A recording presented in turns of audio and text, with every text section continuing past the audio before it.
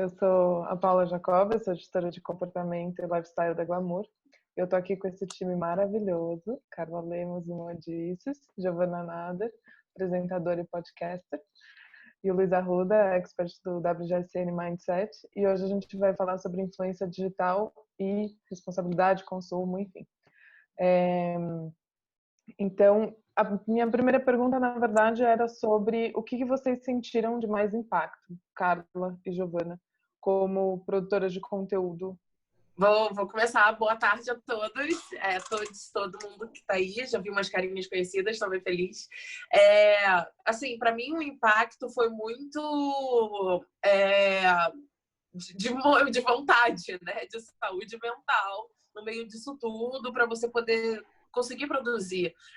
Tem muita gente que ficou sem saber o que dizer e por sorte não era o meu caso, mas exatamente tipo, a quantidade de coisas que eu queria dizer a respeito não era compatível a realmente o que eu estava conseguindo produzir, ao que eu estava conseguindo no meio desse caos todo, a mentezinha fervilhando, conseguir entregar. Então, acho que essa é a parte mais difícil, né? A gente sempre fala sobre saúde mental dos criadores, né? A gente tem cada vez mais falado sobre isso, eventos do YouTube, do Facebook, têm começado a abordar esses temas, mas quando veio esse impacto que afetou a saúde mental de todo mundo, acabou vindo uma pressão ainda maior para os produtores de conteúdo, né, para poder entreter, já que as pessoas estavam em casa, e como é que você se posiciona? Tanto é que começou a galera indo lá, não, vamos fazer live de exercício, vamos fazer tudo. E agora, tipo, todo mundo foi muito afoito, né, na primeira semana de criar o entretenimento,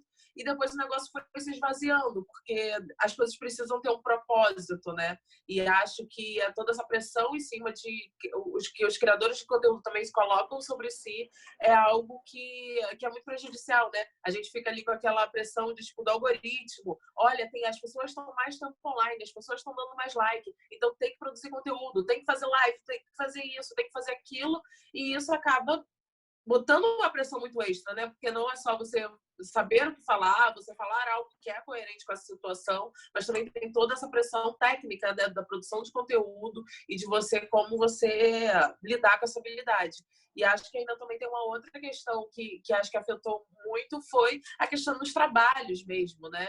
E assim, tipo, o movimento do mercado, obviamente, tipo, teve uma redução o ritmo de trabalho diminuiu de acordos e tudo mais, principalmente rolou um movimento de querer abaixar os preços, sabe? Aquelas manipulações no mercado, então já não basta todo o tormento, ainda todas essas áreas, né? Não dá para dizer nem que os influenciadores também não foram afetados financeiramente, porque também isso ocorreu em todas as áreas, em todos os casos. E acho que ainda intensifica, né? Você precisa demandar ali mais, produzir mais conteúdo, mas não está ali no mesmo ritmo de retorno sobre aquilo. Então é muito doido. Mesmo com o dólar mais alto, a galera do YouTube estava falando que tipo, não estava conseguindo rentabilizar tanto, mesmo com audiência maior. São várias questões aí das próprias plataformas, né, dos meios que a gente usa para poder provocar essa influência das pessoas. Eu, no começo de quarentena, eu fiquei um pouco paralisada, eu não sabia o que falar, porque eu sentia que tudo que eu falava até então caiu por terra, sabe? Eu falava de consumo consciente, mas eu vou falar de consumo consciente, compre de maneira consciente, sendo que, assim, pessoas estão morrendo. Eu não sabia, eu não encontrava, aí eu tinha até um job com uma marca super bacana de moda sustentável, que eu tinha que fazer um armário cápsula, eu falei, cara, eu não vou fazer. As pessoas estão morrendo, eu não vou fazer um post de armário cápsula, não sei o quê. Aí foi repensar com essa marca, como eu poderia entregar um conteúdo de alguma outra maneira, que seja mais olhando para dentro. E aí eu precisei ter um momento de reclusão ali nesse início para repensar minha estratégia, o que no final eu considero que eu aprofundei um pouco mais, até nos meus estudos e na maneira como eu passava isso, né? Reconhecendo, porque também veio toda a questão a desigualdade foi descortinada, né? A gente sempre soube que existiu, mas no momento de pandemia também. Então, você começa a repensar em tudo que você falava, até onde você se comunica com privilégio, como você acessibilizar a informação para todo mundo. Então, eu fiquei muito preocupada nisso, em entregar um conteúdo relevante. E o que foi bom para mim, no caso, foi que eu deixei de falar só de moda e passei a falar de meio ambiente, ecologia, o que já era coisas voltadas da minha vida, mas que eu não comunicava tanto. E foi até então também a criação do podcast, O Tempo Virou, que foi muito em cima da minha saúde mental, onde eu não estava conseguindo postar nada, porque tudo eu achava que não era contexto. Eu falei, cara, eu preciso ir mais a fundo nisso, até para o meu conhecimento, quem é que eu tenho vontade de entrevistar, de conhecer, de falar mais. E aí o primeiro episódio do Tempo Virou foi com a Vera Iaconelli, que eu falava saúde mental em tempos de caos, né? Que eu falava como a gente vai lidar com isso. Então, e aí foi isso. Depois, eu acho que eu estou muito voltada no podcast, que é isso, tentando entender todas as vertentes dos últimos acontecimentos, que não fique só em cima de uma moda sustentável, consumo consciente, que eu acho que diante de uma quarentena, de uma pandemia, a moda foi uma das principais impactadas, né? Ninguém está comprando roupa para ficar em casa. E a gente também, o consumo diminuiu, a gente repensou nossa maneira de consumo. Luiz, eu queria que você comentasse um pouquinho sobre as pesquisas que a WGSN faz, né? Se esse começo, se essa quarentena, o que vocês já conseguem mapear desse efeito de consumo e compra, tanto para as marcas quanto para as pessoas que estão, enfim, produzindo o conteúdo. Perfeito. Obrigado, Paula. Obrigado pelo convite.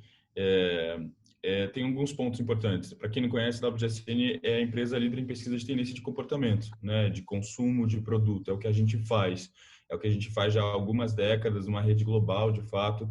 E acho que tem alguns pontos interessantes para a gente falar. Primeiro, tem alguns pontos interessantes para a gente falar sobre marketing de influência, de pesquisas que a gente fez, mas sobre o consumidor em si, né, e sobre quem está nas redes, e sobre os seguidores. O que a gente está vendo já como ponto pacífico é que, na verdade, a crise, né, e o contexto pandêmico, de isolamento, ele não criou nenhuma nova tendência, ele acelerou tendências. Ficar em casa já era uma tendência, só que agora é uma obrigação, né? E tudo que a gente está vendo, todas as questões, a questão da saúde mental, que a Giovana falou, já era algo que a gente vivia, só que agora, de novo, veio como uma avalanche, de fato, né? Veio como um tsunami para cima da gente. Então, várias questões que a gente estava mapeando para 2022, para 2023, chegaram antes. A digitalização chegou muito antes. Teve gente que teve que, na marra, né, aprender e dominar de uma forma ou de outra, dar o seu jeito com o Mercúrio retrógrado 100 para dar conta das plataformas, para sobreviver. Acho que isso é um ponto importante. Sobre marketing de influência nesse sentido, eu acho que tem algumas pesquisas nossas e de algumas empresas do nosso grupo que caem muito bem aqui. Sempre que a gente tem uma virada na sociedade, ou um momento como esse, a gente fala, qual vai ser o futuro do marketing de influência, né? Vai desaparecer, influenciador agora não faz mais sentido, e é pelo contrário. Na verdade, o que aconteceu nesse momento é uma evolução do marketing de influência e do papel dos influencers, na verdade, dos influencers. Aliás, se tornou ainda mais complexo, na verdade, né? Justamente acho que o testemunho da Carla, da Giovana, mostram isso para a gente, né? O que a gente já está vendo, o que a gente viu de um ponto de vista de negócio. A questão é a seguinte, os departamentos de marketing das marcas foram os mais afetados, onde a gente viu os maiores cortes acontecerem. Mas o que é interessante, que para mim mostra essa evolução do marketing de influência e do papel dos influencers, é que a gente fez uma pesquisa com o Work, que é uma das marcas do nosso grupo especificamente, e eles mostraram que 81% das marcas cortaram suas verbas de marketing. Só que dessas marcas que cortaram, a área que foi menos reduzida é a área, né, o budget, né, a grana que foi menos reduzida é a grana destinada a influencers. Nesse momento que a gente está em casa, a gente precisa de pessoas reais falando do outro lado, né?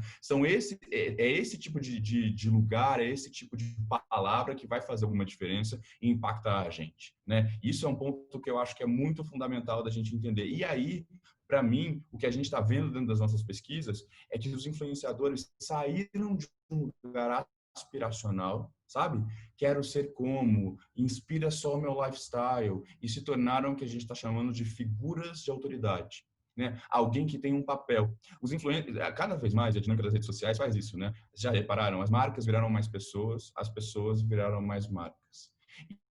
E tudo que está acontecendo agora com as marcas, né, desse papel social, da cobrança dos consumidores, né? Não, eu quero ver o que está por trás, o que você está fazendo, até a cultura do cancelamento que a gente tem conversado um monte, etc. Mas a mesma coisa está acontecendo com os influenciadores. Eles saíram de um lugar de unidade. Não, é exatamente o que a Carla falou e que a Giovana falou. Não é só entreter, né? Que tipo de discurso eu estou passando é a mesma preocupação hoje que as marcas têm especificamente, né? E num momento de crise, onde está todo mundo angustiado, onde todos os nossos gaps foram escancarados, como a Giovana colocou, etc. Desemprego, crise, saúde mental, tudo. Esse lugar de ter uma pessoa falando para você e uma pessoa falando algo que está fundamentado, que tem, né, que tem uma história por trás, assim como a gente cobra das marcas, é o que tem sido mais importante. Então, eu diria isso. Virou o principal canal ou uma dos principais canais de comunicação das marcas e o papel mudou. Se tornou muito mais complexo, já era um trabalho, e se tornou ainda mais complexo ser influenciador por causa disso. A cobrança que está vindo para eles é a mesma cobrança que hoje a gente tem com as marcas.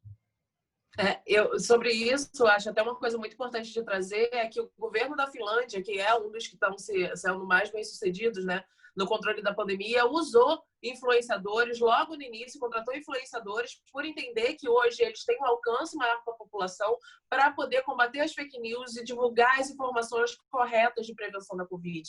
Então, aí a gente mostra realmente o papel e a importância desses influenciadores para poder inspirar ações que são coerentes, né? Aqui a gente vê o uso de influenciadores do mal para coisas, para espalhar fake news, e lá no governo, lá comandado por uma mulher, a gente tem o uso dos influenciadores entendendo exatamente esse papel novo na população. Eu confesso que figuras de autoridade me aterroriza. Falou em autoridade, arrepiou um fio aqui, todinha. Eu adorar vocês acharem uma nova tradução para isso, porque a figura de autoridade, autoridade me dá um calo. Não, mas eu acho que esse ponto que você colocou, Carla, eu ia citar esse exemplo da Finlândia. A Finlândia é um case, cara. A Finlândia é um case e fala para mim da urgência do papel desses profissionais, né? Quando um governo usa eles como canal direto, é um negócio gigantesco. E não só a Finlândia, a OMS, não sei se vocês viram, também fez com um cara chamado Knox Frost. Também fez uma parceria para falar de prevenção, etc. A P&G fez com um TikToker super novinho. Enfim, tem milhões de casos, na verdade, disso. De fato, um recurso, talvez não de autoridade. Então, Carla, a gente pode pensar em outro nome, mas o que eu quero dizer é que esse peso existe hoje em dia. Você sabe, vocês devem viver na pele isso, né? A cobrança que existe. Por isso, essa questão da autoridade. Mas entendo o teu ponto, a gente vai repensar um pouquinho isso. E é muito legal porque a própria Sanna Marin, que é a primeira-ministra da Finlândia, ela viralizou e ela se destacou como política por causa do YouTube, com o vídeo dela viralizando. Então, assim, ela já entendia, ela vivia o impacto disso, o impacto da internet para poder repassar os valores dela, que são super inovadores e que a Giovana deve conhecer, porque ela tem umas ideias muito maravilhosas. Cara, não, mas é isso. Essa responsabilidade do influenciador veio muito à tona, né? Tanto que a gente viu aí uma cultura de influenciadores e influenciadoras que vinham há 10, 15 anos atrás, muito em cima de um status, né? Do tem que ter, do que eu tenho, da marca que eu tenho, da super casa que eu tenho. E você vê que a pandemia mudou isso, né? Isso não é mais aceitável, já não era antes, porque a gente vive num país muito desigual, já existia uma responsabilidade muito grande em comunicar quando você está falando para uma parcela da população que apenas 1% dos seus seguidores tem condição de ter aquilo. Então, agora eu acho que isso ficou cada vez mais escancarado. E é de responsabilidade tanto das marcas quanto dos influenciadores que estão nessa contracorrente de fazer esse peso. Eu vejo muito isso, esse papel do influenciador, essa divisão. Assim. E a gente não volta atrás, né? A gente não volta atrás. Exato. E o movimento que eu estou gostando é exatamente essa cobrança através das marcas, assim, da galera indo lá, das marcas que apoiam as pessoas que estão sendo incoerentes, né? Aí a gente teve o grande case dessa quarentena, da pessoa que resolveu dar uma festinha e que perdeu todos os seus contratos de patrocínio. E isso é cada vez mais importante. Também teve um outro caso de uma garota que morava ali vizinha da Avenida Paulista, que ficou reclamando dos protestos porque queria fazer videozinhos de look do dia. Qual é o teu propósito? Para que você está fazendo um vídeo vídeo sendo uma modelo, sabe? Sem dizer nada, sem agregar nada. Aquela peça não está trazendo informação nenhuma e você está desvalidando um protesto, sabe? Um direito constitucional para poder, porque você tá afim de ter silêncio para poder, não sabe nem usar o recurso de música dos stories. Então, assim, e isso foi cobrado das marcas que estavam apoiando ela e realmente faz as pessoas entenderem qual é o seu papel. Você tá aqui só para ser um catálogo de roupas? Se for só isso, não tem mais sentido, não tem mais propósito de você existir, de você, sabe, continuar aqui fazendo. Seu trabalho não é essencial. Eu acho que a gente está entendendo um pouco isso, né? O que é um trabalho essencial mesmo? Olha aí, tipo, a gente tem o Átila, né? Que é um cara da internet, aparecendo no Jornal Nacional, falando como grande especialista que a gente segue, né? A única autoridade, de fato, que a gente segue e fica lá de acordo se ele libera a gente ou não. Mas acho que esse é o momento de realmente todo mundo que se dispõe a ser um influenciador entender que influenciar, que provocar a ação dos outros é uma grande responsabilidade, é um grande poder e que você precisa ser coerente com isso. E você precisa não é só colher os frutos disso e ganhar os mimos, os jabás e qualquer coisa, é principalmente você, sabe, fazer um bem para a tua comunidade, né? Você inspirar a sua comunidade, você ajudar a sociedade a ser melhor. E dentro dessa coisa da responsabilidade, que acho que é um tema que a gente abordou bastante na Glamour esses dias, com esse especial de influência digital que a gente está fazendo, eu queria saber de você, Carla, e você, Giovana, o papel do influenciador. Como vocês falam de sustentabilidade, como que entra a responsabilidade de influenciar alguém a comprar alguma coisa ou dar dica de, enfim, sabe, de um livro, de um filme, de qualquer coisa que a pessoa consuma, gaste dinheiro, né? Como vocês enxergam essa responsabilidade agora?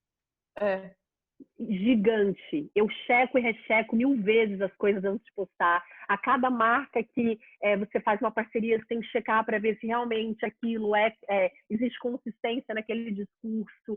Porque, primeiro, que as empresas agora, elas são de vidro, né? Não existe mais aquela coisa, a gente não sabe o que acontece dentro das empresas. Hoje, com as redes sociais, com a tecnologia, a gente tem total acesso de como esses funcionários são tratados, do que realmente acontece.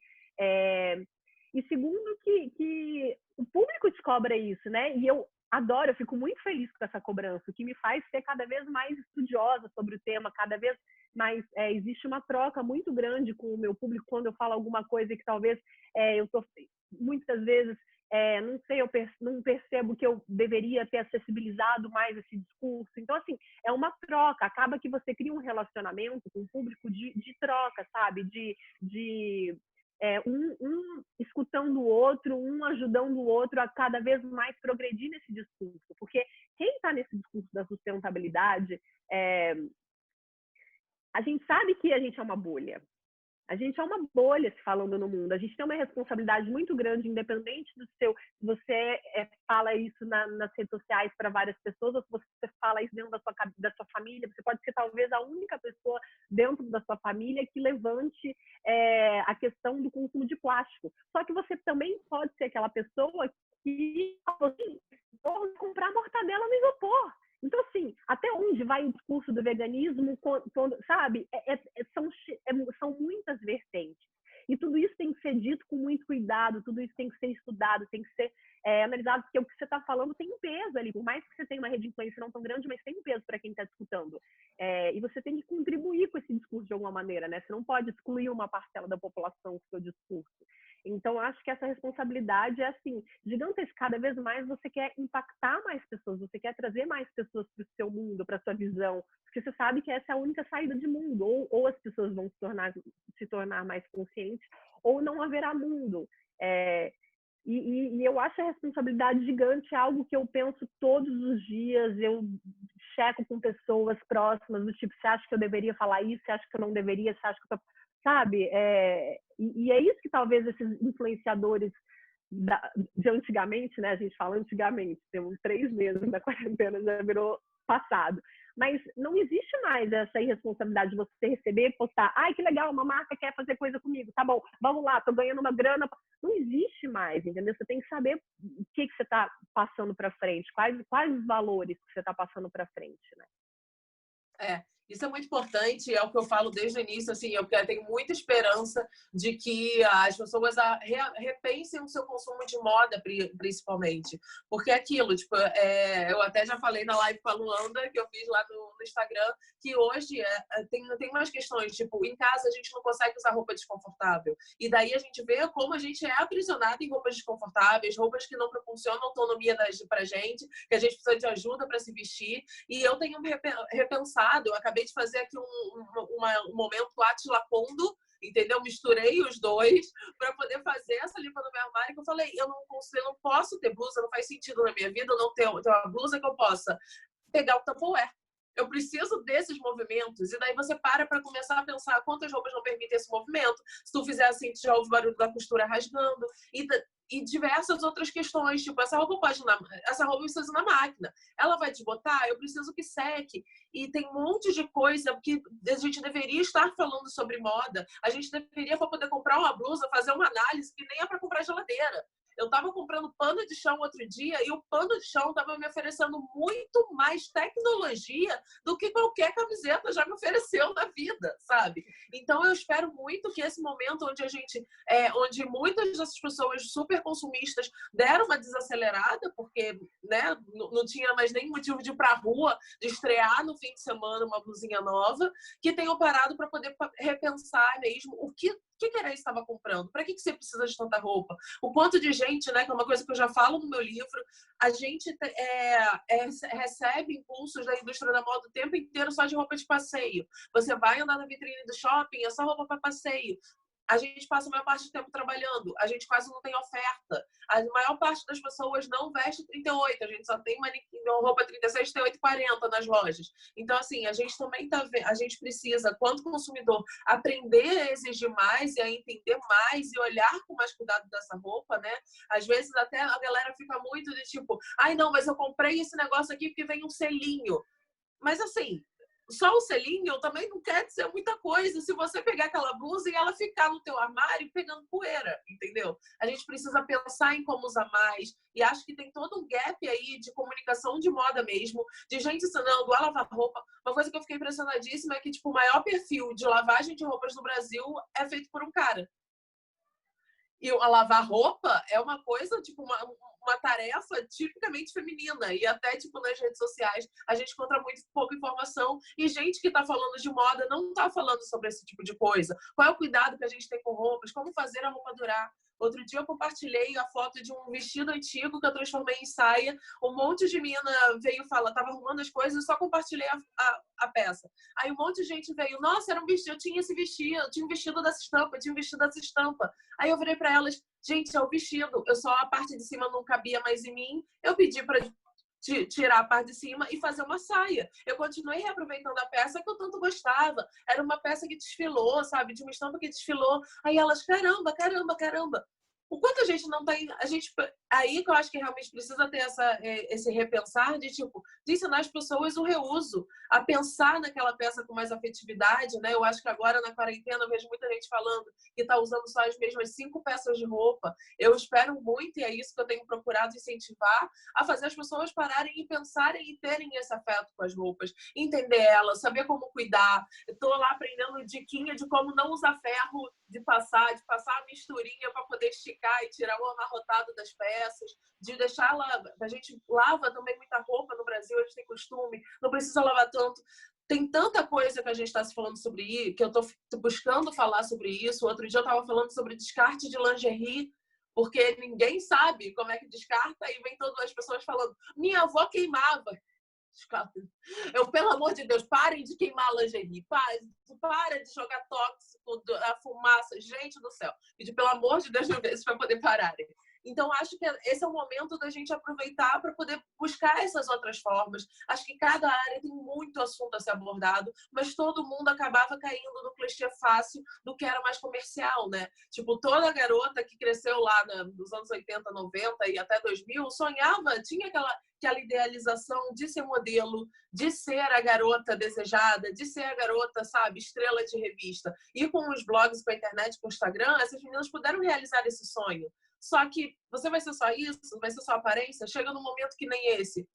sabe? Você não tem mais nada para poder oferecer. Então, acho que esse foi um momento de consciência minha e que eu vi e que eu acho que precisava ser botado mais para frente. E até em relação a marcas, eu consegui pegar as marcas que já eram minhas parceiras, e acho que é muito importante isso, influenciadores e marcas pensarem em terem as pessoas que estão sempre ali contigo para poder manter essa coerência. E era uma marca de sapatos, e a gente fez conteúdo não sobre sapatos, a gente fez conteúdo exatamente sobre cuidados, sobre coisas que você pode fazer na casa, sobre coisas que você pode fazer para poder se sentir bem, para você trocar com... A gente não falou em nenhum momento, compre esse sapato, tem promoção, compre para poder ajudar outras pessoas. E isso foi uma coisa que eu até questionei. Não adianta a gente jogar a responsabilidade para cima do consumidor, que logo no início da pandemia teve muita gente, compra para poder nós não fechar um negócio. Só que não é a gente, indivíduo, que tem essa responsabilidade, é o governo. O tempo que a gente está ali falando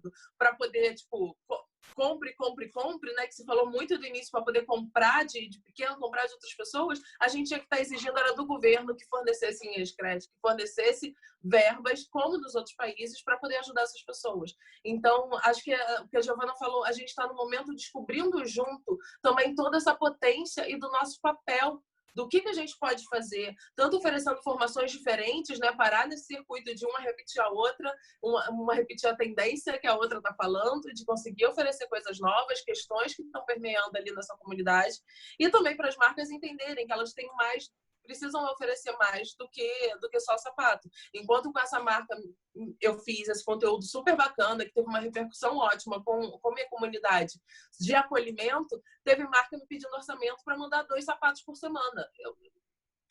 Gente, vocês precisam pensar 2 segundos, porque não tem condição. E, Luiz, já que a Carla emendou nessa parte de marcas, eu queria que você falasse um pouquinho sobre a responsabilidade das marcas nesse cenário, porque, como você falou na outra resposta, as marcas viraram mais pessoas, as pessoas viraram mais marcas, enfim, rola esse blur ali nas redes sociais.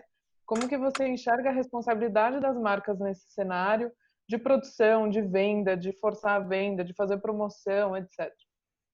Eu acho que é uma excelente pergunta e eu acho que ela, na verdade, para a gente falar de marca, a gente tem que falar de consumidor. E eu sempre coloco isso para os meus clientes lá no lado de consultoria, né? Na verdade, não é sobre o que você tem que fazer. Vai ouvir, vai entender o que está acontecendo com os consumidores. Esses testemunhos que a gente está ouvindo agora é de gente que está muito próxima dessas pessoas e está entendendo uma mudança de valores, né? E acho que principalmente durante a quarentena a gente viu essas mudanças de valores, né? Então, assim como a Carla estava falando, a gente está vendo muito mais pessoas reflexivas em relação ao seu tempo, em relação à sua rotina, em relação aos seus hábitos de consumo, pessoas muito mais ansiosas e angustiadas, pessoas muito mais preocupadas, obviamente, com bem-estar físico, mental, com saúde, higiene. A gente pessoas muito mais conscientes das disparidades do país, de uma questão política, econômica, enfim.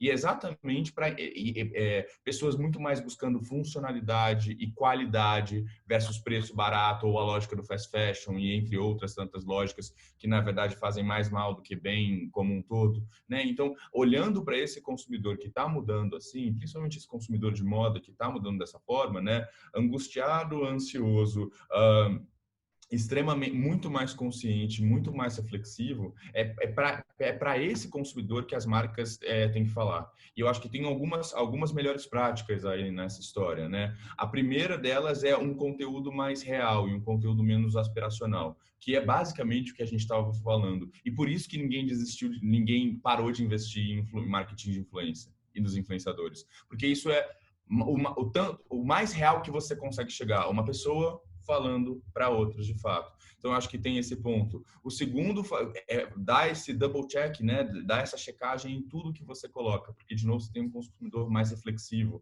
um consumidor detetive, né? Um consumidor que faz a checagem da história inteira e para um discurso falho ou vazio ser apontado, são 2 segundos hoje em dia e isso pode destruir uma marca ou destruir uma marca que é uma pessoa que é uma marca, né? Uma marca que é meio pessoa. Então, acho que tem esse ponto.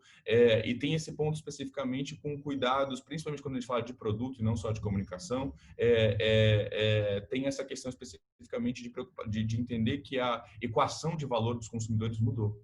Então, tem uma pesquisa da Nielsen super interessante que eles falam o seguinte: vocês sabem que a gente sempre foi sensível a preço? Sim, né? A motivação maior de compra de todos nós, e por todas as desigualdades, até que a Giovana colocou, é preço. A gente é driveado pelo preço. O que aconteceu na quarentena, para quem tem o privilégio da quarentena e tem o privilégio de consumir, né? E tem a renda para consumir, principalmente nesse momento, é que a gente começou a mudar essa equação de valor.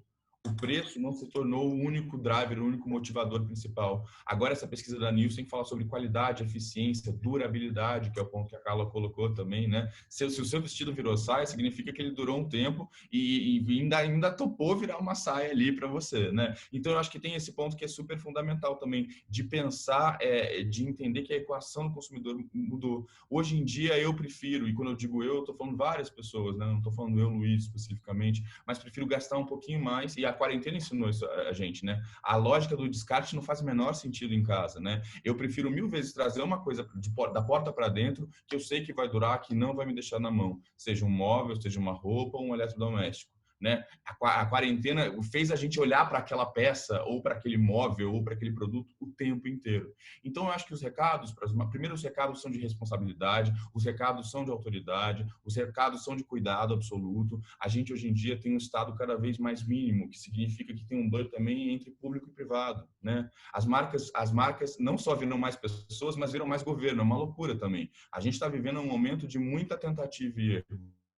Né? Então, tomar esse cuidado especificamente, né, que existe, que é pedido das marcas, e se preocupar com o que e o como. O que no sentido do produto, que eu acabei de falar, entender essa equação de valor mutante, completamente mutante, investir em qualidade, entender que compra é muito mais investimento. O latino e o brasileiro ainda estão mais distantes dessa realidade. Isso é uma coisa que a gente vê muito mais no consumidor europeu, mas a gente está chegando lá. Falando de grandes centros urbanos, a gente está chegando lá. Então, eu acho que esse é um primeiro ponto, que é o que e o como, que foi o que a gente falou, né? Se preocupar com uma questão política, se preocupar com a questão ambiental e ser o mais real possível. Conteúdo aspiracional é cada vez menos aspiracional, né? Quanto mais real é o conteúdo, né? Quanto mais próximo ele é, até de um ponto de vista estético, mais ele é valorizado. Tem uma pesquisa legal que eu acho que é do Google que fala que quando você faz uma pesquisa imagética, põe um monte de imagem na frente de uma pessoa que está fazendo ali, que está participando ali, né? Está naquela amostra.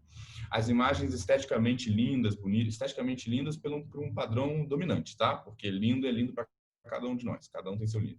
Mas aquelas que esse olhar dominante, teoricamente, eurocêntrico, etc., cheio de padrões que não existem no Brasil, que mostram ali, na hora que você tem uma imagem mais real, né? Ou até menos polida, menos detalhada, é aquela imagem que fica na memória, seja ela boa ou seja ela ruim. Então, a gente está vendo cada vez mais um consumidor que está buscando esse real com esses códigos responsáveis. E o produto tem que fazer esse match com a comunicação. É o que e o como. É uma coisa que eu defendo muito, é como as marcas precisam exatamente parar e pensar agora no que estão oferecendo ali com aquele produto. Não adianta você oferecer 800 peças por semestre, 800 peças por coleção, se é que você não está dando uma qualidade, se você não está pensando naquela peça. E daí aquela crítica que eu sempre falo sobre o jeito que é feita a moda, onde você tem um modelo de prova, onde ela é vestida, onde ela não se mexe, você não tem ali a mínima usabilidade sobre aquela peça.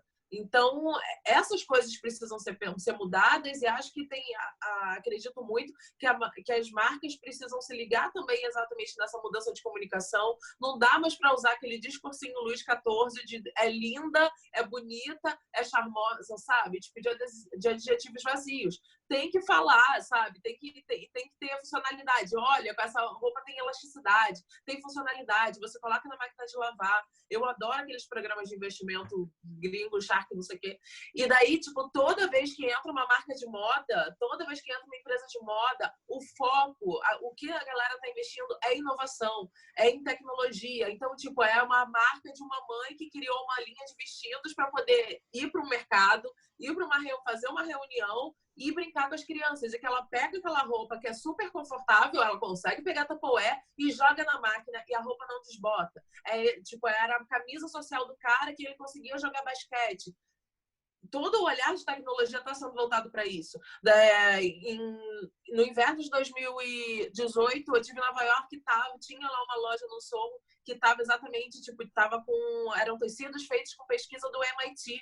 A gente precisa também ver na moda mais investimentos em pesquisa. Como agora está começando a surgir malha antiviral, a galera está começando a falar dos tecidos tecnológicos de proteção. Então, assim, a indústria da moda precisa pensar nisso. As roupas surgiram para trazer proteção, para ajudar na funcionalidade da nossa vida. E a galera está produzindo esse ritmo desenfreado de roupa, de fast fashion, de look novo toda semana, de modelos, sem estar pensando nos básicos disso, da funcionalidade que as pessoas precisam hoje para viver no século XX, sabe? A gente está entrando já na segunda década e a gente ainda não tem roupas, por exemplo, femininas com bolsos que cabem um celular. E até dentro de casa, eu estava falando outro dia, até dentro de casa é útil um bolso na roupa, porque você vai sair do quarto para a cozinha, você quer levar o celular para poder fazer o stories no caminho, sabe? Você precisa ali para catar brinquedo. Mãe, tá sempre catando alguma coisa que filha deixou perdida no meio da casa, vai tacando nos bolsos da roupa. Cadê a indústria da moda pensando nisso? A gente ainda usa nas modelagens os mesmos padrões do século XVIII, que as roupas, você descobre camisa feminina e camisa masculina, pelo lado que abotoa, se fecha atrás, você não consegue, tipo, um monte de gente que não consegue puxar a roupa até atrás. Então, acho que agora é exatamente esse momento da moda pensar nisso e começar a contar esses valores. Olha, aqui com as roupas, com as nossas estampas, você pode tacar na máquina e secar que ela não vai desbotar. Comprei agora um jogo de cama lindíssimo e ele já tá meio desbotado em 2 lavagens. Estou o quê? Frustradíssimo. Bom que você comentou, Carla, da tecnologia, que era uma das perguntas que estava aqui separada. E aí eu queria que a Giovana e o Luiz comentassem sobre a união da tecnologia com a sustentabilidade, né? Como que as marcas e como que as pessoas podem enxergar na pesquisa e no incentivo à pesquisa e do estudo mesmo, para que a tecnologia seja usada a nosso favor no sentido da sustentabilidade mesmo, no dia a dia, enfim, tanto na moda quanto, sei lá, na gastronomia ou nas outras áreas da vida que a gente está vivendo em casa, né? Então, linkando com o termo, a questão da responsabilidade que a gente estava falando antes, é de responsabilidade das grandes marcas, das grandes cadeias que têm dinheiro e investir em tecnologias justamente para isso que a Carla estava falando, de vir com novas inovações, de couro através de casca de abacaxi. Infelizmente, a gente tem um governo que não está investindo nisso. Então, nos resta esperar do setor privado esses investimentos, até como uma questão de se posicionar no mercado mesmo, se diferenciar no mercado. Aquela marca foi quem desenvolveu a tecnologia tal. É também de responsabilidade das marcas de tomar certos posicionamentos políticos enquanto elas são grandes e elas têm muito mais força de brigar com o sistema do que nós, consumidores. Por exemplo, a legalização do cânhamo no Brasil, entendeu? O cânhamo é uma fibra ótima para a gente fazer roupa, mochila, e não é legalizado no Brasil por uma questão preconceituosa, porque acha que vem da fibra da maconha, sendo que em várias partes do mundo ele já é legalizado. Se o Brasil pudesse plantar cânhamo, a nossa economia talvez seria muito mais rica. O Nordeste é um espaço perfeito para a plantação dessa fibra. Então, assim, eu acho que vale... É uma responsabilidade das grandes cadeias em realizar esse tipo de pesquisa e investir financeiramente, pesquisa, tempo, em desenvolver novas tecnologias, até para acessibilizar ela para todo mundo, para as pequenas, e se elevar a um outro patamar de, assim, realmente mudança comportamental. Ela não está ali só para lançar uma coleção nova. Uma coleção nova de tingimento natural lança a marca pequena, que não tem essa grana de investimento, sabe? Então, assim, eu vejo como uma responsabilidade muito grande e até viro fã e muito divulgadora de grandes cadeias que eu vejo que já estão criando tecnologias de como se produzir um jeans onde agrida menos o meio ambiente, de como se produzir uma camiseta básica que custa R$20, que ela seja totalmente biodegradável, que você pode jogar ela na composteira depois.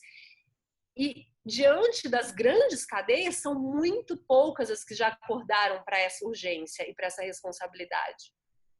Eu Até acho porque... Desculpa.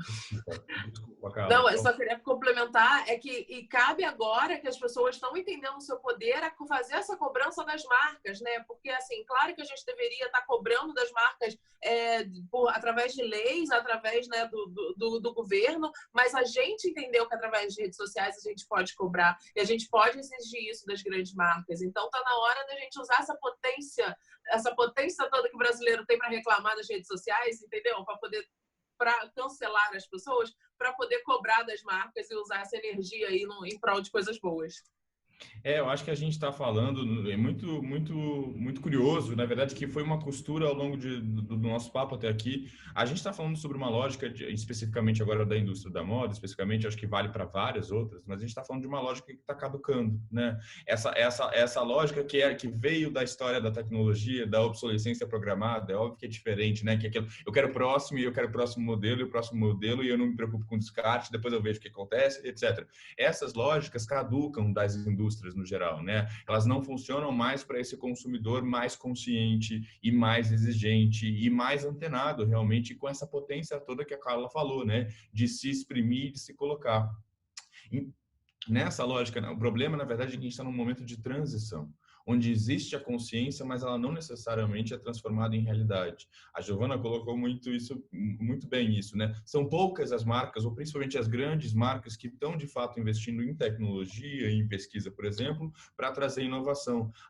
É uma realidade dos consumidores, de uma parte dos consumidores, ainda dentro de uma bolha, tá? Ainda é um pensamento elitizado. A gente está falando aqui de um lugar muito privilegiado em vários aspectos, né? Mas já existe isso, e são poucas as marcas que estão fazendo.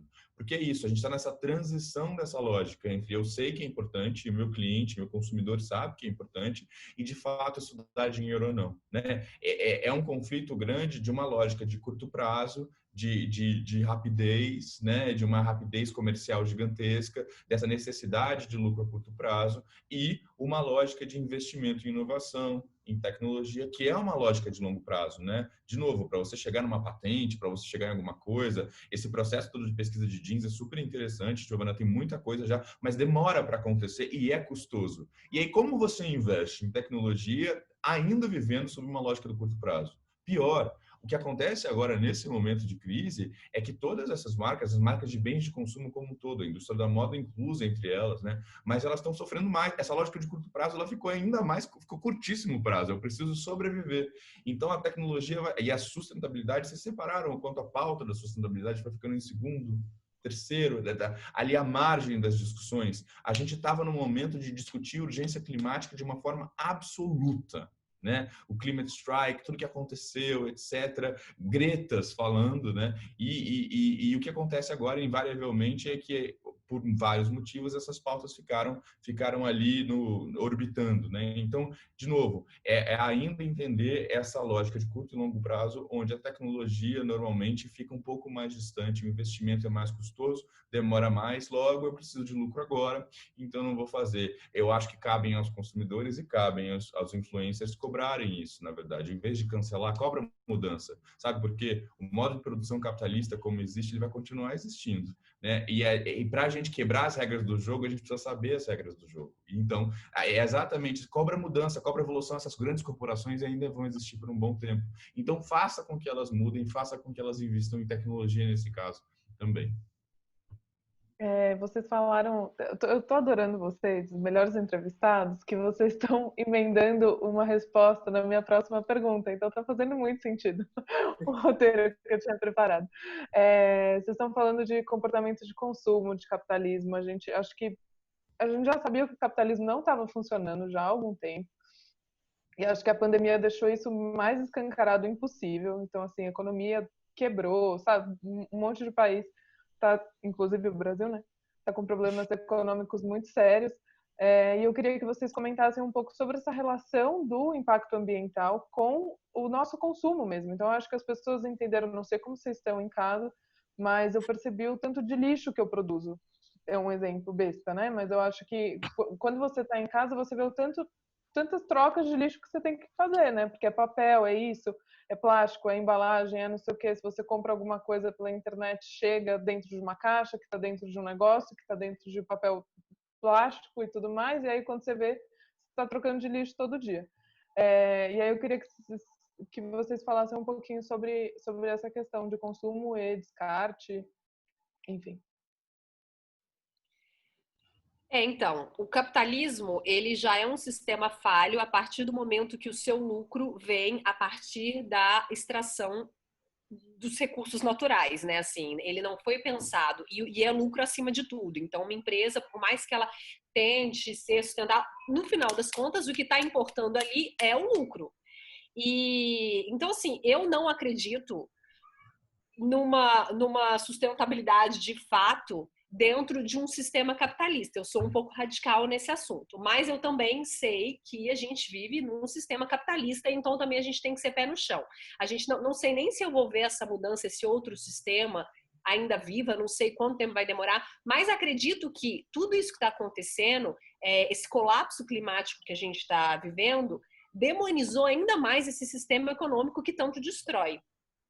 E aí eles estão tentando, né, tem essa Green New Deal, esse grande acordo verde aí que a Europa acelerou ainda mais durante a pandemia e que tem que ser aprovado durante a pandemia, de que os países europeus só vão produzir através de livre de combustível de CO2, enfim, que polui o meio ambiente, né? Então, petróleo, plástico, novas alternativas de produção e consumo, e que vão comprar apenas de países que assinem esse acordo. Então, assim, eu sou muito positiva quanto a isso, vendo que a gente está vivendo dentro de uma lógica capitalista. Acredito que essas atitudes de tirar plástico, de produzir com embalagem de mandioca que seja compostável, eu acho que isso só acelera essa mudança sistêmica que a gente precisa para realmente o mundo sobreviver, porque assim, a gente está entrando num colapso e isso, por mais difícil que seja de aceitar, é a realidade. Esse colapso está cada vez mais próximo justamente por causa desse sistema, né? Aumenta uma desigualdade social gigante,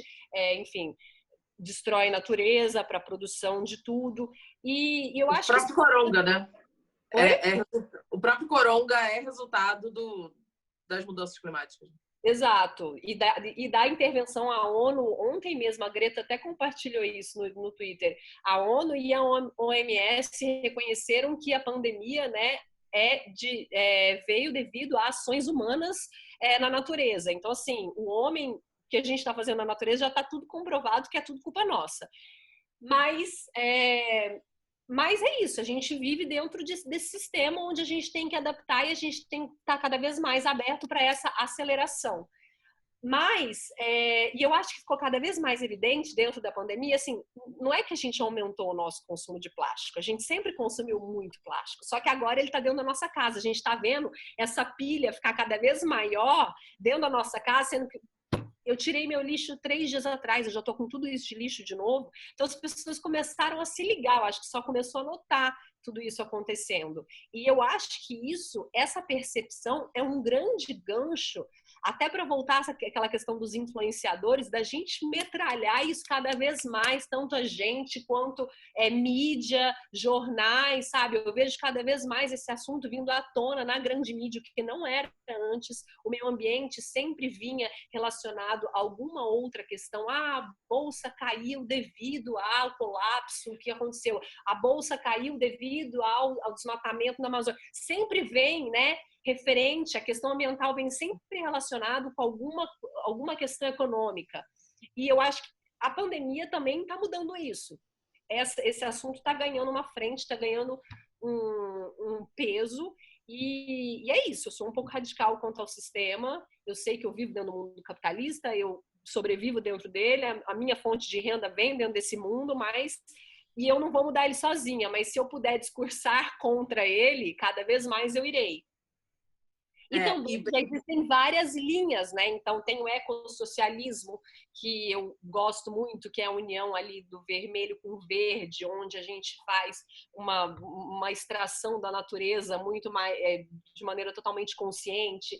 Vem cada vez mais o reconhecimento da maneira de vida dos indígenas, dos povos nativos, onde eles conseguem viver. Claro, é adaptar, né? A gente vive em grandes centros, mas já existem alternativas. É só a gente estudar, é só a gente pesquisar e a gente conseguir adaptar o nosso dia a dia, que é difícil, né? A mudança não é fácil, a gente tem que estar muito disposta. É. E para mim, o que tem feito muito sentido nesse momento, com tudo isso, é descobrir o reuso, né? Novamente, assim como eu estou ali reaproveitando roupas, dando novos usos, dando novas funções, cortando, tirando, transformando vestidos em saias, fazendo todas essas coisas com as peças que eu também tenho visto, tipo, como tenho buscado e até compartilhado como reutilizar as coisas, assim como eu estava falando da lingerie. Gente, qual a melhor forma de descarte? Daí eu descobri duas coisas muito importantes. A primeira é que, tipo, as coisas em boas condições, é muito importante fazer doações para as pessoas em situação de vulnerabilidade de rua, para as pessoas em situação de rua, porque é o que menos aparece e é o que eles acabam pedindo quando conseguem tomar um banho nessas casas de acolhimento. Então, assim, já descobri uma coisa super importante. E a segunda, é muito melhor do que queimar, obviamente, né? Porque queimar nunca vai ser uma solução boa para nada. Mas, assim, melhor do que queimar, jogar fora e tudo mais, porque tecidos também, a maior parte das lingeries são feitas com poliéster. Vai lá pro aterro sanitário, vai lá pro lixão e é um estrago na natureza. A melhor forma de descartar é através do reuso. É picando e fazendo gestimento de almofada, é fazendo essas outras coisas. Então, assim, eu acho que também tem um papel aí muito importante das indústrias até em fornecer esse tipo de informação. Que, por exemplo, e daí, claro, eu sempre vou muito na legislação, para mim falta uma leizinha, entendeu? Para poder obrigar que as marcas sejam responsáveis pelo menos pela informação e do retorno dos produtos que vendem. Tipo, as marcas de lingerie tinham que ter cartilhas sobre o descarte correto das suas lingeries, sobre as formas de reuso. Tipo, a calcinha furou, a calcinha rasgou, você corta, você faz um enchimento de almofada, você usa. Por exemplo, embalagens de isopor, eu estou usando nos vasinhos de planta, porque o isopor é muito melhor que você dê um reuso para ele, principalmente desse tipo, do que você até botar no lixo reciclado, porque ele é super difícil de reciclar, ele dura um monte. Então, assim, acho que é isso, assim, dentro desse sistema capitalista, e acho que agora que a gente está com, né, a galera teve salário reduzido, né, um monte de gente desempregada, é muito o momento da gente usar para poder como reaproveitar as coisas. E assim a gente vai de pouquinho hackeando o sistema, né? Descobrindo novos usos. Eu aqui estou numa fase super jardineira, florista, então não posso ver um copo, alguma coisa que eu tô ali já reaproveitando, um espelho que veio no press kit dos meus tempos, assim. Aí agora eu comecei a ver, por exemplo, tô dando reuso até para flor, tô secando flor para poder a flor do buquê ter mais um aproveitamento. Até mesmo papel, eu já estava vendo ali como reciclar papel, porque eu estava fazendo uma limpa em uns cadernos que tem um monte de coisa escrita que eu não quero mais e tipo, tá, não dá para eu dar para outra pessoa esse caderno, mas também vou jogar só no lixo, vou tentar reaproveitar aqui mesma. E acho que é isso, assim, estimular cada vez mais também que as pessoas tenham tempo para si. Acho que uma das piores coisas do capitalismo é essa noção de tempo, né, que ele tirou da gente. A gente perdeu essa noção de tempo. Quanta gente agora na quarentena está descobrindo que gosta de cuidar de planta, que gosta de cozinhar e que não tinha tempo para cozinhar, porque pelas horas de trabalho, pelo transporte, pelo tempo que ficava na rua.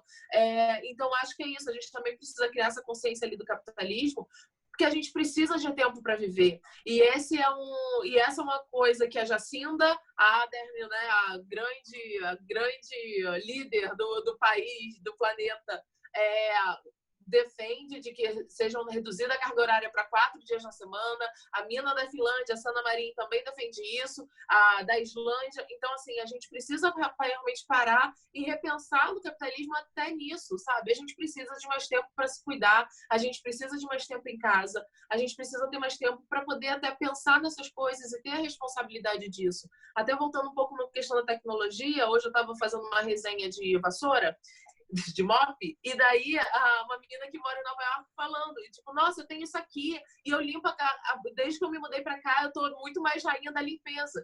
E a gente vê que, como no Brasil, as coisas não são desenvolvidas para você ter uma autonomia na limpeza. A indústria aqui é muito pensada. Todo mundo tem empregada, todo mundo tem diarista, todo mundo faz faxineira, então elas que lutem. Um monte de coisa que a gente vê que facilita a vida e que, sabe, adianta o serviço da limpeza rápida, né? Por causa do tempo que a gente não tem para limpar, tem lá, mas a gente não tem aqui. Então a gente precisa também estimular e exatamente cobrar dessa indústria e fazer esse estímulo que a tecnologia precisa servir ali para melhorar a nossa vida e a gente precisa também fazer esses pequenos. Até mesmo nessa vassoura, eu descobri, ela vem com paninho, eu olho, mas dá para colocar qualquer pano.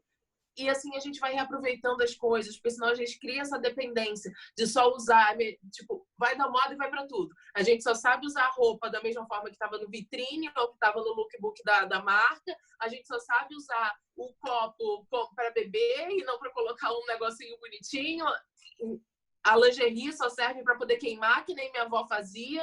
Então, assim, a gente precisa parar, e acho que esse momento também tem contribuído muito para mim nisso, de olhar para o universo ao redor, olhar para as coisas e ver como que, de fato, a gente contribui. Por exemplo, aqui na minha casa não tem espaço para composteira, mas, de repente, tipo, e se a gente se aliar ali com os vizinhos e alguém que tem espaço, a gente pode separar os processos e ter aquela composteira junta para poder compartilhar os adubos para todo mundo. Esse senso de coletividade, esses pequenos hacks de sistema é uma coisa que bateu para mim na quarentena e que eu estou procurando ressignificar e passar para frente mesmo. Sim, ó, eu acho que, não sei se tem tempo, se eu posso falar rapidinho, se essa pergunta também era para mim, Paula, mas eu vou só complementar rapidamente. Não, pode falar, tem tempo sim. Não, eu vou Pode falar falar. só rapidamente uma perspectiva, eu acho que histórica também, né? Obviamente, você perguntou, né, sobre o descarte, sobre consciência, consumo, etc. O que a gente vive hoje é sem precedente, né? A gente nunca teve uma pandemia dessa forma, desse jeito. O que a gente já viveu de parecido? A gente já viveu 2 grandes guerras e mais para trás, revoluções e pestes, etc. Né? O que aconteceu depois desses grandes acontecimentos que não são a mesma coisa? Aconteceu exatamente o que está acontecendo agora, e está aí uma paridade. A volta e a sede do consumo voltou. Né? Voltou depois das grandes guerras. Aliás, a indústria da moda foi extremamente beneficiada. Você estava falando daquele momento das grandes maisons, você estava falando do momento do prêt-à-porter, né? Ela se construiu exatamente ali, né? E a mesma coisa está acontecendo agora. Essa sede pelo consumo, ela volta. Não é à toa que tem gente fazendo fila em shopping que está reabrindo em horário super reduzido. Ela ainda existe, né? E a questão toda, na verdade, acho que tem muito no discurso isso da Giovana também, não necessariamente a gente vai conseguir conter isso individualmente ou não, mas quando a gente está falando do papel dos influencers, do papel das marcas e do governo, para mim está muito claro que se não existir uma política pública por trás disso, do consumo exacerbado, do descarte exacerbado, né, etc., a gente vai continuar fazendo fila, né? Então, a Carla falou, né, eu sou sempre da leizinha, eu precisava de uma leizinha, precisa de uma leizinha, né? A consciência, ela acaba vindo, a consciência, ela acontece, os ganhos sociais, eles são reais, eles se adicionam, mas demora muito mais, é uma mudança estrutural, né? A Giovana falou, não sei nem se eu vou estar viva para esse outro sistema, vai demorar mesmo, a gente pode viver muito e tomara que a gente viva, mas demora muito para acontecer, a não ser que você tenha, de fato, uma política afirmativa, pública, que consiga transformar essa história. Então, enquanto influenciadores influenciam e fazem essa pressão especificamente, e essa tomada de consciência de que o consumo exacerbado, o descarte exacerbado, olha o que acontece, eu sou seu par, eu sou igual a você, estou te mostrando, estou te contando, dê um double check nessa história, é real, presta atenção. Marcas têm um lugar de fato produtivo, né? Então, peraí, deixa eu investir em tecnologia, deixa eu repensar um pouquinho o que eu vou fazer, deixa eu lançar algum outro produto. Nesse momento eu não vejo oportunismo. Faz. Mesmo se isso não estiver forte na sua cultura e propósito, pelo amor de Deus, faz. Entendeu? Mesmo se você for motivado por construção de marca, faz. Porque o impacto vai ser positivo. E dos governos especificamente em relação a legislar e criar essas políticas públicas de fato reais. E uma coisa que eu nunca me esqueci, para um dos projetos que a gente fez lá na área de consultoria, que é a WGS Mindset, é o seguinte, eu entrevistei um economista e ele falou, olha, Luiz, é só quando dói no bolso. Quando dói no bolso, a gente tem uma mudança. Então, na verdade, é isso. Por que as pessoas ficaram em lockdown, por exemplo, na Europa? Não é porque são mercados mais maduros que a gente. Não, porque se você sair, você era multado. Né? Então, assim, e por que isso não aconteceu no Brasil? Né? Aconteceu no Brasil por milhões de motivos, eu não vou entrar em questões políticas aqui, se vocês quiserem depois a gente conversa sobre isso, mas e botar essas políticas públicas, legislar de fato, colocar esses limites. Quando dói no bolso, a coisa muda, e é exatamente ali que a gente consegue conter de uma forma ou de outra esse descarte, esse consumo exacerbado. Essas políticas têm que acontecer, o problema é que tem milhões de entraves possíveis. Eu nunca me esqueço não sei se quem passou por isso ou não, mas uma coisa que a Elaine falou, e Elaine Yacoub, que é uma antropóloga, ela falou para mim, você se lembra quando podia, você se lembra quando podia não usar cinto de segurança no carro? Eu falei, meu Deus, eu com 35 eu sei, eu passei e eu fiquei muito tempo sem usar, sem criança, sem carrinho, né, sem um banquinho, Nunca várias fez carro vezes. Como é que a gente com um começou? banquinho? Nunca. Anos Nunca, eu ia 80. Selvagem. vida louca, vida louca. Exatamente, não. E assim, uma família muito amorosa, mas não existe a consciência. É isso que a gente está falando. A tomada de consciência individual e coletiva, ela demora para acontecer. E a partir do momento que virou obrigatório usar o cinto de segurança, a gente chiou, reclamou, que saco, foi multado, que droga, não. E hoje em dia é algo que a gente nem pensa. A mesma coisa com a lei seca, quem passou pela lei seca especificamente, né? É a partir do momento que pesou no bolso, que a gente discutiu, isso muda um comportamento. Então, influenciadores influenciam e trazem à luz essa história, marcas têm o poder produtivo de mudar essa história, oportunismo ou não, olha, isso vai todo mundo ganhar. Então, por favor, façam. E o governo de legislar e de botar esses limites, de fato. Bom, gente, eu vou aproveitar aqui que tem algumas perguntinhas no chat. Se alguém mais quiser perguntar, por favor, fique à vontade. A primeira pergunta é para você, Luiz. O Luiz também, o seu xará, pediu para você falar um pouquinho sobre o influenciador Pauly Bey, que na verdade é um influenciador que fala sobre política, né?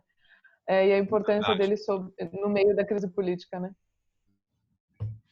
Então, tem muita discussão sobre o Pauly Bey agora, especificamente, e essa questão, muito também, eu vi muito se discutindo sobre a Kim Kardashian, especificamente, e muita gente discutindo a validade disso ou não, né? E aqui eu não quero colocar necessariamente um juízo de valor, a mesma forma que eu falei sobre as marcas, né? De se você tem uma contribuição maior, se de fato você traz awareness, né? Conhecimento para algum tipo de questão, se você provoca reflexão, se você fala sobre educação e informação, aquilo é válido de algum ponto, né? Então, esse perfil especificamente que a gente está começando a ouvir muito, que agora como FEDS, né, que é uma coisa que é uma tendência rápida, se eu puder colocar assim, né, que surge rapidamente e depois aquilo dali se transforma e vira outra coisa, né?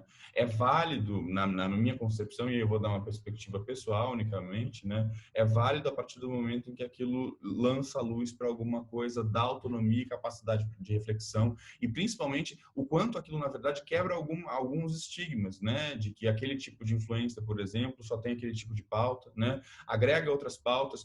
Todo o discurso da Carla e da Giovana são exatamente esse, não da Pauly Bey especificamente, mas eu sentia a necessidade de falar sobre outras coisas. Nesse momento, os discursos esvaziados, o look do dia somente, né, o tutorial, o unboxing, eles não vão ser suficientes para dar conta. Nenhum consumidor mais topa só isso. Isso não quer dizer que não haja espaço para isso. Isso só significa que a gente precisa de fato, complexificar o papel dos influencers. Tem só mais uma coisa que eu queria falar, Júlio, prometo, paro aqui de falar da resposta, que é a questão de... Eu não queria sair sem dar esse recado também, não sei se a gente vai responder mais perguntas, mas tem uma coisa que a gente fala lá na WG que, para mim, fica muito marcada. As redes sociais agora vão virar lugar de conversas difíceis. Né? E eu acho isso muito potente, né? As redes sociais eram um lugar de aspiração, de uma vida filtrada, de ser quem eu não sou. E aí, pegando esse gancho quando era só Bey, né? Quando não era Pauly necessariamente, era só aquele lugar da aspiração absoluta que só me gerava angústia. Hoje em dia, esse perfil ele já não é possível mais. E aí, entender as redes sociais agora vai ser difícil, tá? Porque a gente vai estar vendo o papel dos canais se transformar também. As redes sociais vão ser lugar de conversas difíceis e os influenciadores têm que estar prontos para isso. E eu sinto que estão. A gente está vendo aqui nessa discussão um pouquinho disso. Obrigada, Luiz. Tem mais uma aqui que, enfim, acho que para todo mundo, se vocês puderem indicar um livro sobre o que a gente está conversando aqui. Eu peguei uma pilha, porque eu fiquei empolgada, né? Que falou em indicação de livro, empolgada, não tinha visto, estava com áudio. Primeiramente, o meu livro, né? Fazendo aquele áudio jabá. Claro. Mas o meu livro que tipo, faça um panorama muito sobre essas questões. Tem aqui a história feminista da moda, que até ele estava falando, o Luiz estava falando sobre essa coisa do prêt-à-porter na Segunda Guerra e de como a moda se potencializou. Aqui eu explico as questões políticas disso. Por que rosa se tornou cor de menina? Então, assim, tem muitas explicações sobre essas coisas e eu falo aqui também, principalmente, dos sistemas de opressão da moda, que daí são essas coisas que a gente precisa parar e refletir sobre a moda para poder mudar e conseguir fazer a evolução que a gente precisa nessa indústria.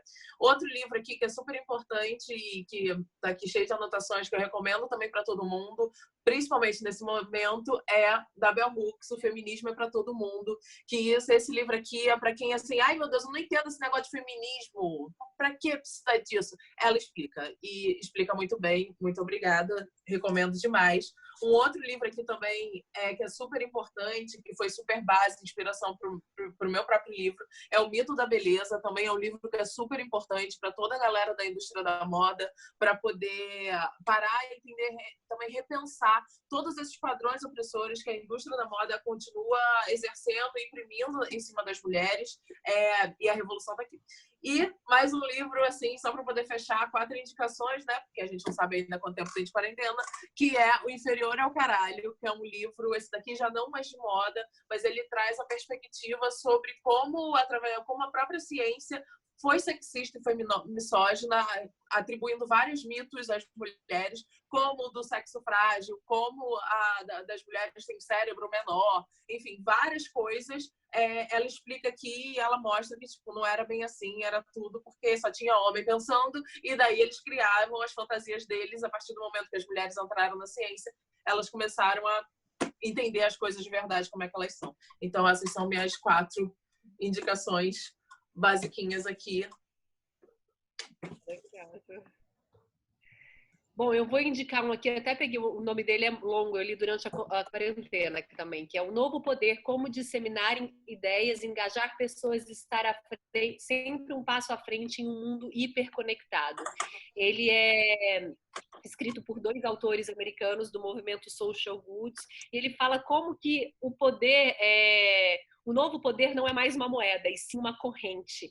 Então, fala muito da nossa força enquanto indivíduo, né? Porque se discute muito isso. Ah, mas eu sozinho não vou mudar o mundo. E como uma corrente de várias pessoas, a gente consegue sim, através... E aí ele vai indicando várias plataformas que já mudaram o mundo de alguma maneira, como a Vaz, cita também aqui do Rio de Janeiro, o Nossas, que é o Meu Rio, aquela ONG, e vários movimentos online que foram engajando pessoas para fazer mudanças sistêmicas. E eu acho muito importante, porque hoje eu acho que todo mundo tem que se colocar no papel de ativista, né? E aí existem várias frentes. Existe o militante, que é aquele que vai, que milita, que dedica sua vida a isso, e existe o ativista, que é aquele que compra consciente, que boicota a marca, que vai na manifestação. Então, esse livro ele dá muito uma perspectiva de como a gente agir nisso tudo.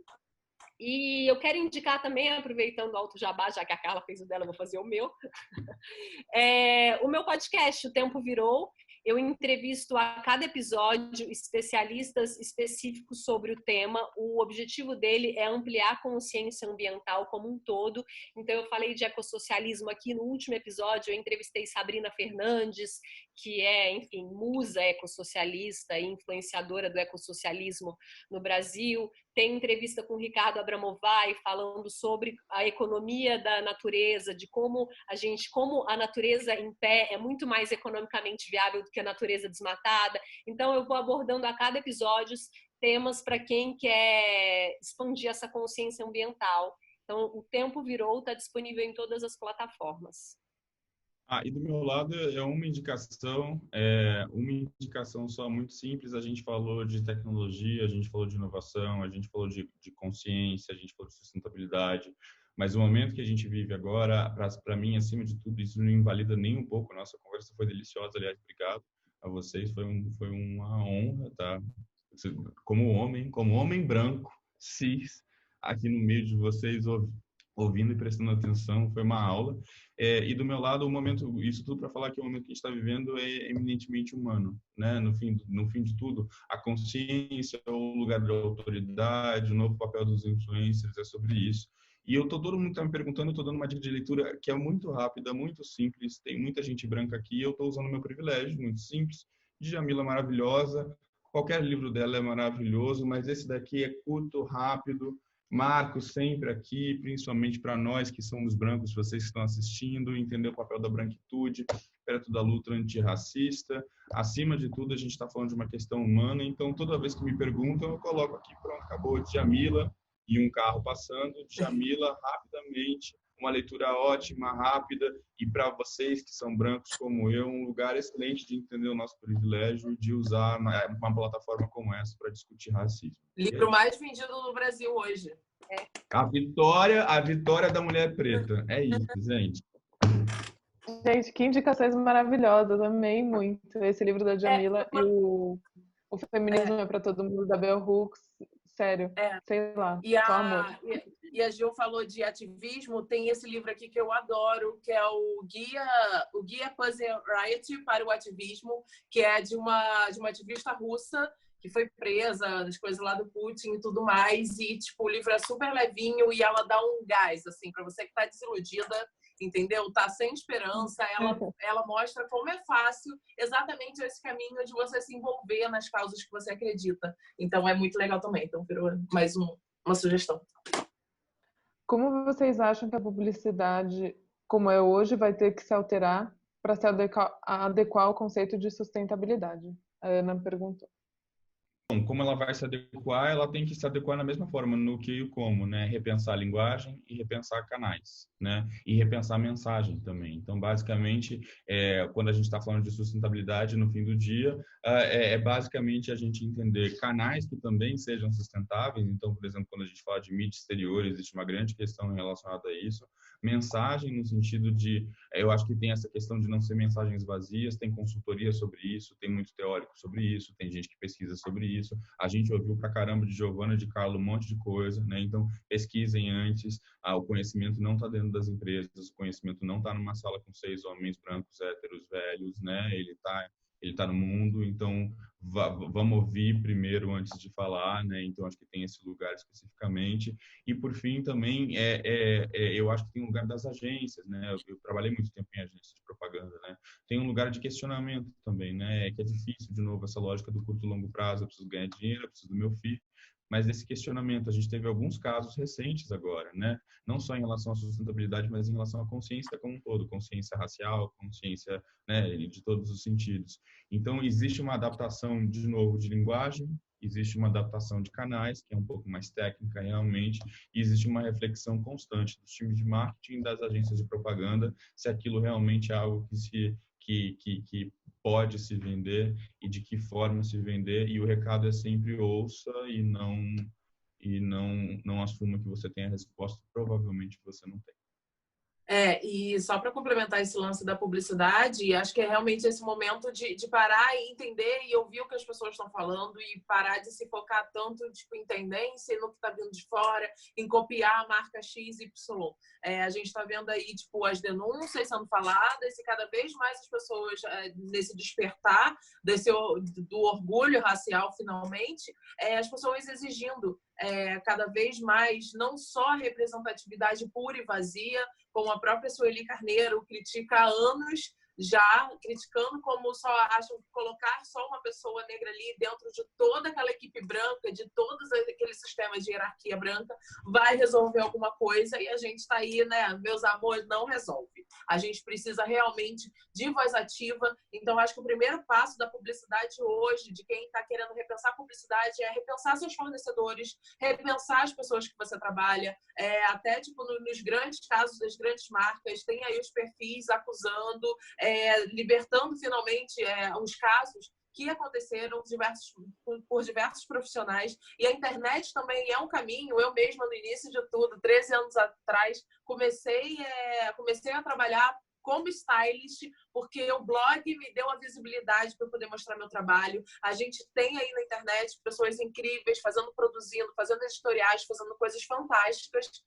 Então, acho que é isso. As pessoas precisam agora, na publicidade, parar e repensar, sim, os seus fornecedores, repensar a sua imagem e repensar a mensagem que quer passar. Não adianta mais ficar, como o Luiz falou aqui o tempo inteiro, naquele aspiracional. Não, porque tipo, a mulher que veste a minha marca é uma mulher XYZ. Não, pare e vê quem é a tua cliente de fato e coloque pessoas que representem elas. Acho que já não faltam, são pesquisas mostrando de como isso dá mais retorno financeiro e, principalmente, isso faz uma diferença e tem uma importância muito grande na cultura, né? A cultura de moda permeia tudo. A gente precisa de mais normalidade, a gente precisa exaltar as diferenças através da moda, né? A magia da moda sempre foi essa, né? Foi exaltar a autenticidade, exaltar o diferente, o estilo das pessoas, e agora as marcas precisam entender que elas precisam voltar para isso, elas precisam buscar a essência dentro delas. Não adianta só querer pegar aquela modelo que fazia um editorial, pegar aquela idealização, pegar aquilo tudo.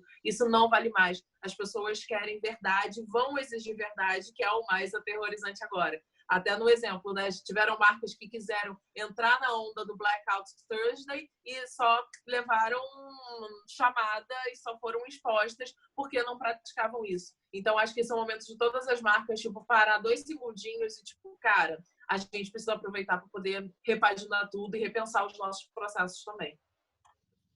E acho que falando de moda, tem uma pergunta que acho que Carla e Giovana, vocês podem responder, que é: qual a opinião de vocês sobre as grandes marcas produzirem máscaras e comercializá-las como acessório de moda?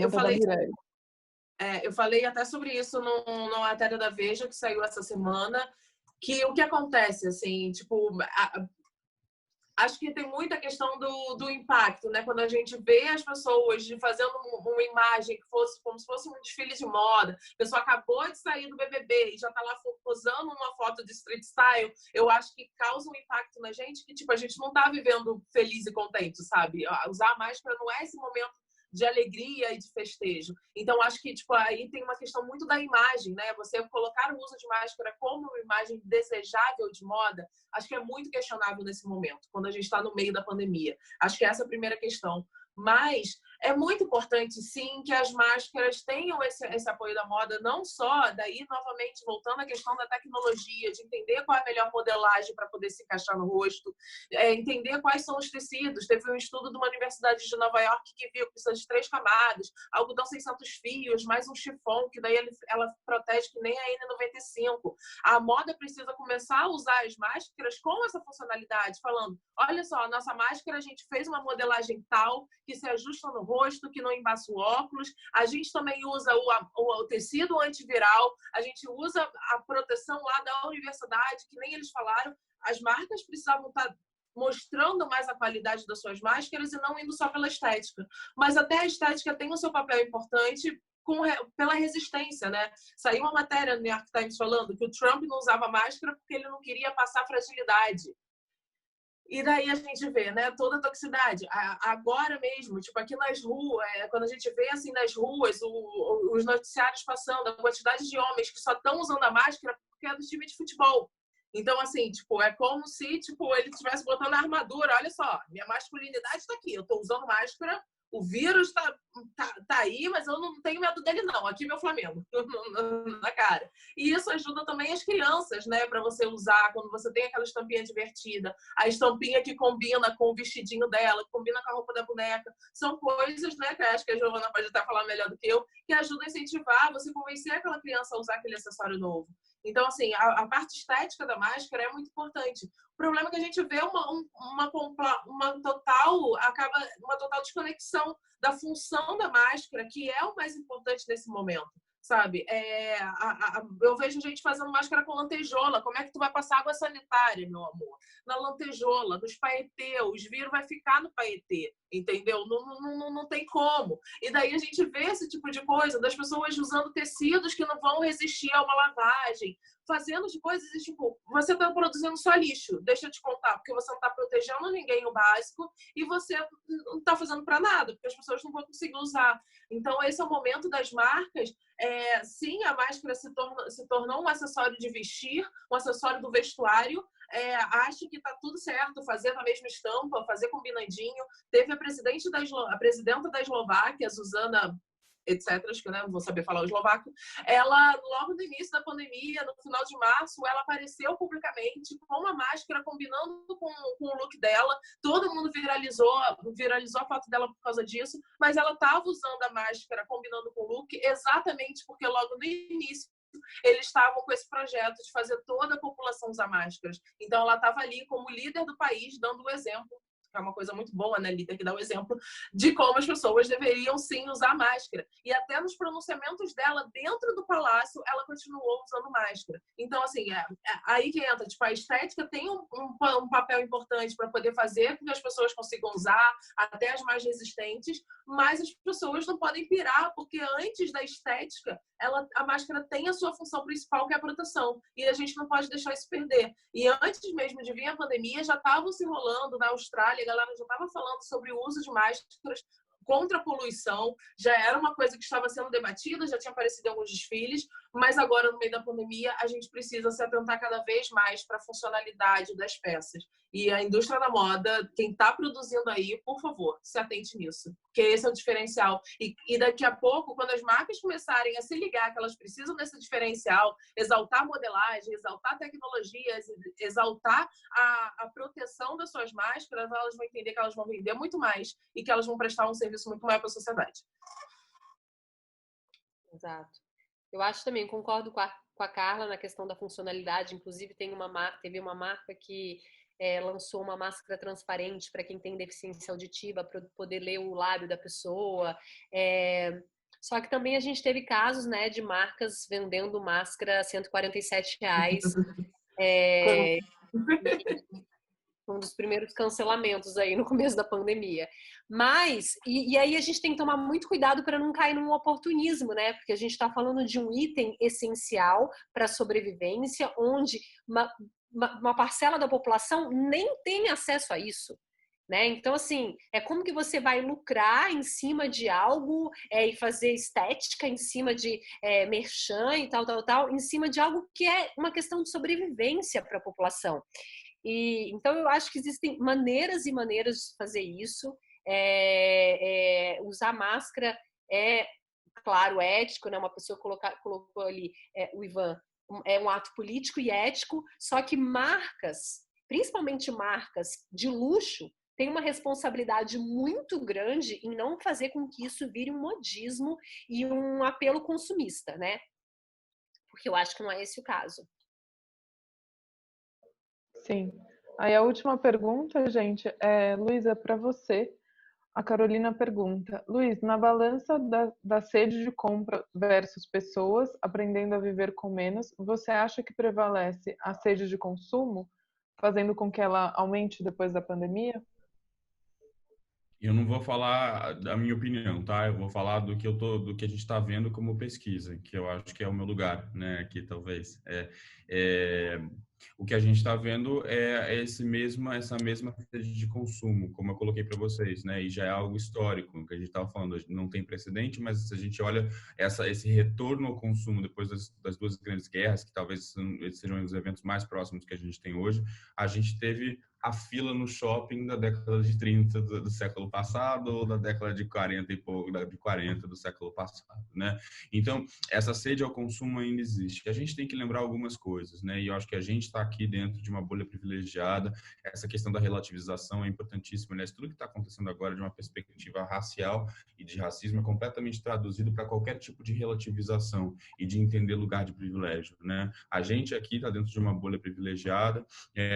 Outro dia também fazendo uma entrevista especificamente, eu ouvi exatamente isso. A quarentena é diferente para cada pessoa, né? Para essa bolha especificamente, a quarentena deu para a gente capacidade de reflexão, de absorção e de mudança de hábitos, de viver com menos, de repurpose, né? De trocar, de dar outro propósito para itens, produtos, o que quer que seja. Mas a gente ainda é uma bolha. Por isso o papel do influencer aqui nesse sentido, de conseguir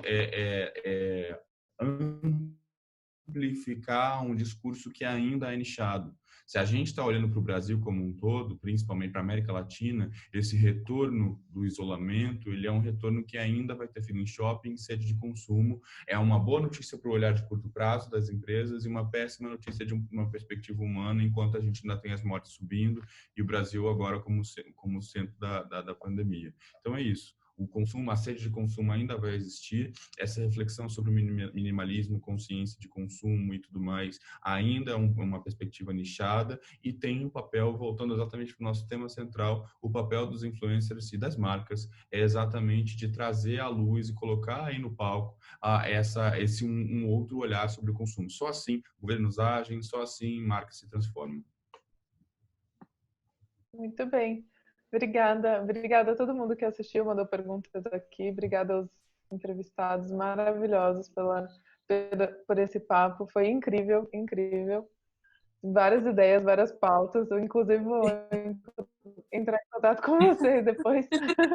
Mas obrigada mesmo pela participação. Foi muito, muito, muito legal. Obrigada a todo mundo que esteve aqui, mandou as perguntas. E é isso, gente. Obrigado. Fiquem bem. Gente, vocês estão mandando Fiquem em muito casa. bem, Glamour. Vocês estão, cada vez mais fã dessa revista, viu? Vocês estão arrasando. Que linda. Obrigada. Obrigada mesmo. Beijo. Beijo, gente.